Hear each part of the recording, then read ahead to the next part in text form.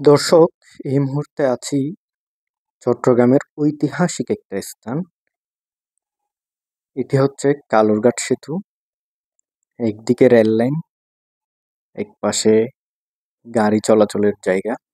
কর্ণফুলী নদীর উপর শাহ আমানত সেতু থাকার পরেও এই দক্ষিণ চট্টগ্রামের পুরোভার অর্ধেকেরও বেশি বহন করে যাচ্ছে এই সেতুটি। সেতুর পাশেই একটি ফেরি রয়েছে। যেহেতু বড় বড় যানবাহনগুলা, মালবাহী যানবাহনগুলা ব্রিজ দিয়ে চলাচল করতে পারে না, তাই ফেরিটির ব্যবস্থা করা হয়েছে। ফেরি দিয়ে মালবাহী যে ট্রাক, বাস কিংবা মিনি ট্রাক যেগুলা, সেগুলা ফেরি দিয়ে পার হয়। আর সেতু দিয়ে রেল আর অন্যান্য ছোট গাড়িগুলা চলাচল করে, যাতায়াত করে। আর এই যে দেখতেছেন, একটা ফেরি এখন ছাড়া হয়েছে।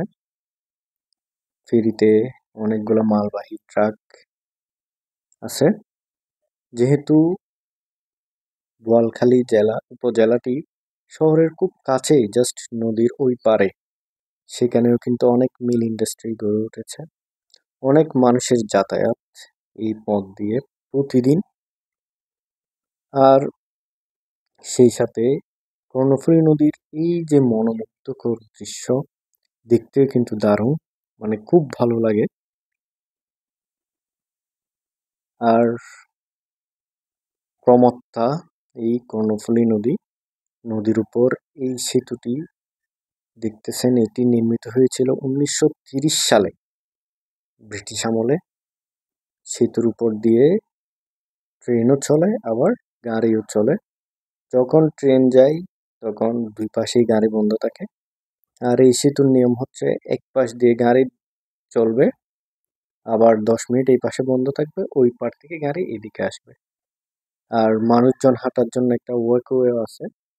ওয়াকওয়ে দিয়ে মানুষ হেঁটেই চাইলেই পার হয়ে যেতে পারে। 10 থেকে 15 মিনিট হাঁটলেই এই সেতুটি পাড়ি দেওয়া যায়। তো বিকালের দিকে আসলে অনেক মানুষই এখানে ঘুরতে আসে। এই স্টিল স্ট্রাকচারের এই সেতুটি ব্রিটিশ আমলে নির্মিত হয়েছিল। 2001 সালে এটিকে ঝুঁকিপূর্ণ সেতু হিসেবে ঘোষণা করা হয়। পরবর্তীতে 2011 সালেও চুয়েটের একটা টিম এটাকে ঝুঁকিপূর্ণ ঘোষণা করে। বছর দুয়েক আগে এই ব্রিজটি আবার সুন্দর করে মানে মেরামত করা হয়।